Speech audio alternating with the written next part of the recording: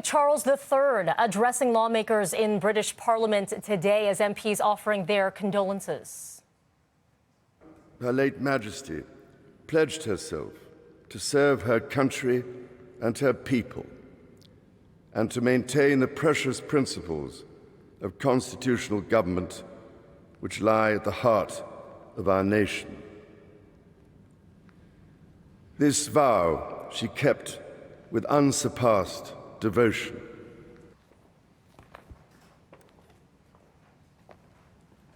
The King also telling members of Parliament that he is faithfully resolved in following his late mother's footsteps of upholding the principles of constitutional governance. Now, King Charles III and the Queen Consort are en route to Edinburgh to take in his late mother's coffin from the Palace of Holyrood House to St. Giles Cathedral, and that is where the public will get their first chance to say goodbye. The King then holding a vigil this evening with other members of the royal family. Now, yesterday, you see here the Queen's coffin draped in the Royal Standard of Scotland and a wreath from her Balmoral estate making its way through the countryside to the nation's capital, and several paying their respects. It's very, very sad. But I'm happy I was here to say our goodbyes. I mean, she's worked so hard all her life, and it just seemed right to come here. She's been such a good queen to us all. You know, she's been loyal, she's been dignified, she's been kind and compassionate. And the Queen's coffin will be flown to London tomorrow. Many dignitaries also making their way for the state funeral, which we now are learning will be next Monday.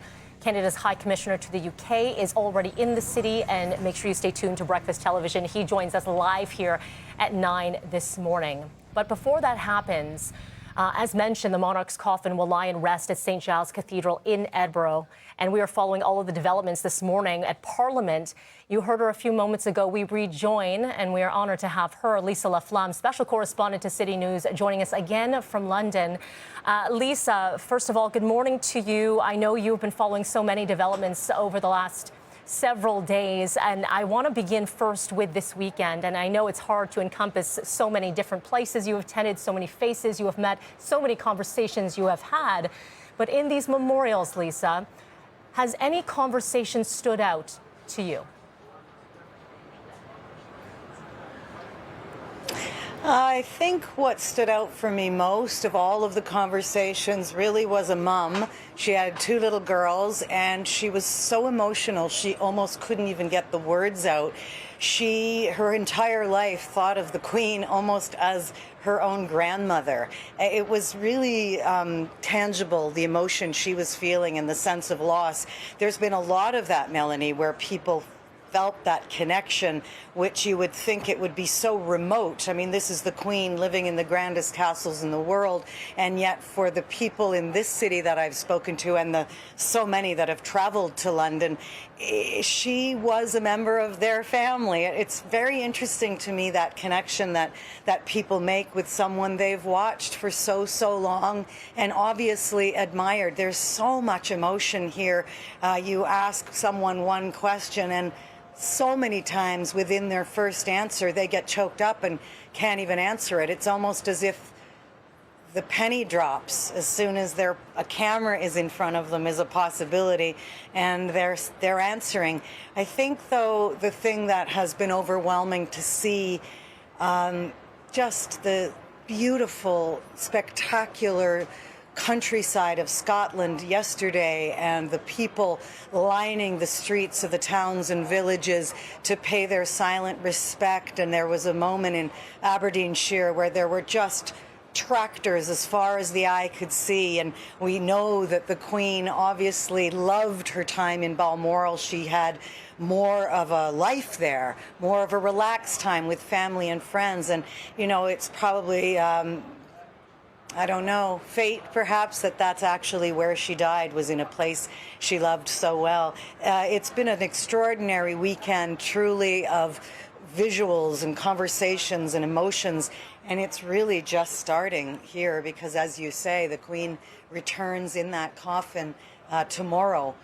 For now, it's the first time in Scotland people actually get the public will be able to go in to St. Giles Cathedral and see that coffin and pay their respects. And King Charles, it's going to take me a while to get used to that, he is making his way to Scotland after having addressed Parliament, and he will lead the procession as his mother's coffin moves into the cathedral. Lisa, I did the very same. I said Prince in that moment and correct myself very quickly. Like you, as many people, it's going to take some time. There's some getting used to. Let's talk about the ceremony at St. Giles. And there is very much a set of protocol, as there is with anything royal related, for those who would like to view. Can you provide any details on what this might look like for the general public?